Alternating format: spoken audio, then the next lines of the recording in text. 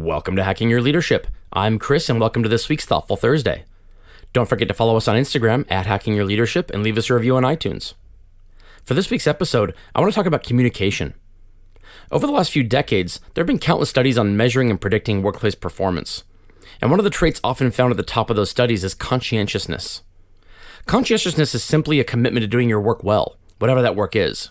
It's measured differently depending on your job, of course. A janitor, a doctor, a freelance journalist, and a leader of people would all have to exhibit different things in order to be considered conscientious.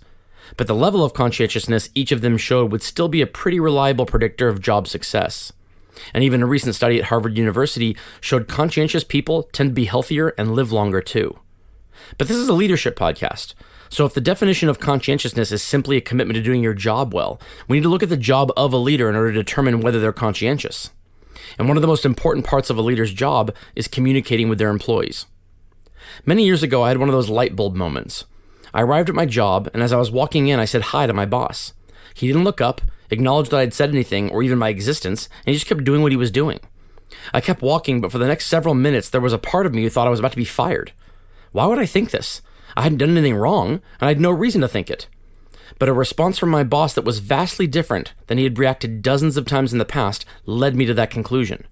In reality, he just didn't hear me say hi. That's it. That's all it was. But my imagination briefly ran with it, and it took an emotional toll until he and I were able to connect later that day. It was all I could think about. The light bulb moment for me came when I realized how important it is for us as human beings to make sense of things, and consequently, how we tend to fill in holes with worst-case scenarios instead of thinking optimistically or even objectively. And that experience made me want to make sure I never allow an employee reporting to me to feel similarly if I could help it. There are many reasons communication is important, but this one is paramount. If you consider yourself an advocate of your employees and you're committed to giving them a great environment, a prerequisite of that is over-communicating until your employee asks you personally to dial it back a notch. And if you thought this was important in 2019, it's crucial in 2020, when employment status, operating model, and future plans can change literally by the day. Some employees, when asked, will say they don't need or want constant communication. What they mean is they don't want to be micromanaged, and they don't want to have to feign interest in what you're saying if they've heard it before. But if your reasons for over-communicating are to make sure your employees feel confident their leaders have their back, you can't go wrong. So if you're a leader of people, what does it mean to have great communication with your employees? Well, first, it means being as transparent as possible. The less information you hold back, the less holes there are for the employee to fill in themselves. Don't be afraid to say you don't know. There's a lot of uncertainty at the moment, and your employees will likely show you some grace when you aren't able to answer some of their questions.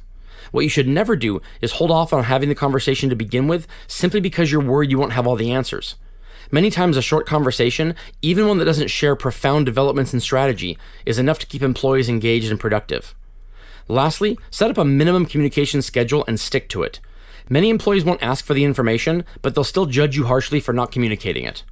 The best way to combat this is to put meetings at an interval on your schedule.